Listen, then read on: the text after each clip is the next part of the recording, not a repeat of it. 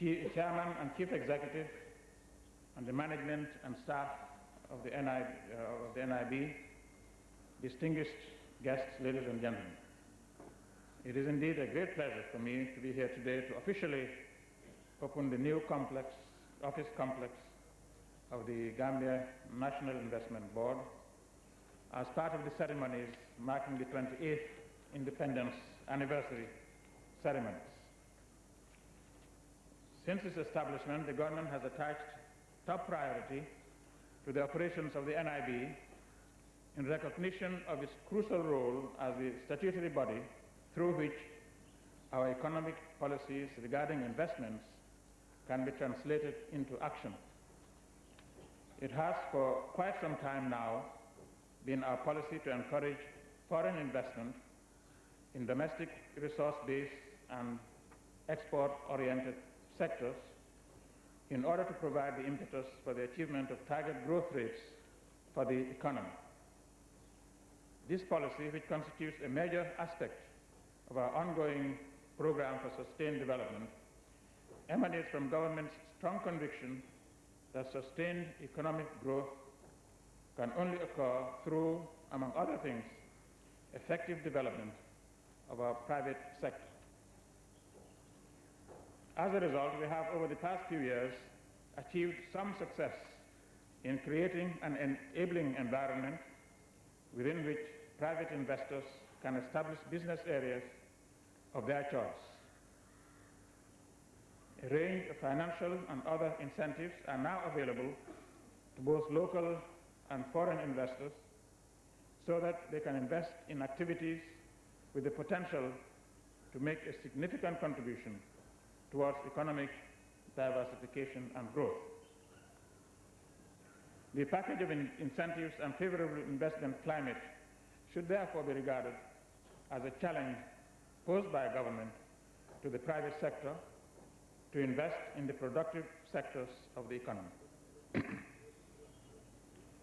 Ladies and gentlemen, while government recognizes the need to maintain a sustainable macroeconomic framework conducive to the growth and development of private initiative and enterprise, we are also very much aware that the policy reforms themselves have to be complemented with measures to address the broad range of structural and institutional constraints which continue to hamper our development efforts. In this regard, government has put in place specific measures aimed at ensuring a more effective mobilization and channeling of resources, including enhanced competition in the banking system, broadening the incentive package extended to feasible investment proposals, as well as improving the export performance of Gambian products. The government will also continue to make adequate investments in infrastructural development as a necessary condition for increasing the competitiveness and efficiency of private enterprise. Consequently, activities to improve the quality and quantity of the country's infrastructure, especially in such areas as the provision of power supplies, road network, airport and tourist facilities, as well as environmental protection, will be given high priority. Our privatization policy will also be expanded to ensure the withdrawal of the government from direct commercial activities, thus allowing us to redirect these resources towards infrastructural rehabilitation and improvement. As the leading agency for putting into effect government's private sector development objectives, the NIB will be expected to spearhead many innovative policy proposals and implement a wide spectrum of reform measures. The gains made in the rationalization and restructuring of parastatals, which the Chairman and Chief Executive elaborated on, will be consolidated, while further progress will be made in the privatization of the remaining public enterprises. More specifically, the government is keen to broaden its divestiture program to include the activities of some government departments and other public enterprises which are of major interest to the private sector. So watch out for opportunities in that area. At the same time, we shall maintain a moratorium on the creation of new policy enterprises or parastatals.